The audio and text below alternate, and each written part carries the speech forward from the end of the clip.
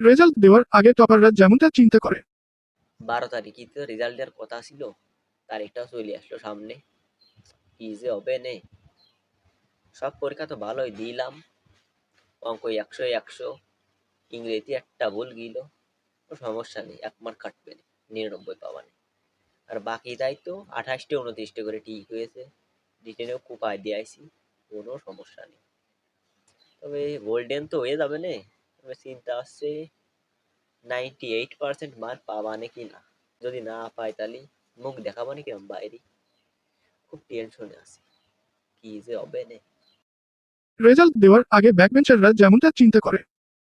12 তারিখই তো রেজাল্টের কথা ছিল, এখন তারিখটাও তো সামনে চলে আসলো তাড়াতাড়ি, কি যে হবে না। বেশি চিন্তা একটু অঙ্ক নিয়ে, তা সমস্যা নেই, 2 সেট অঙ্ক করিলাম। আর স্যারেরা খাতা মাথা দিয়ে মায়া দেয়া করে আর 3 দিয়ে পাস করে দেবে না। ইংরেজিতে তো প্যারাগ্রাফ কম্পোজিশন 3-4 পৃষ্ঠা করে লিখেছি, ও নিয়ে কোনো সমস্যা নেই, পাস করাই দেবে না।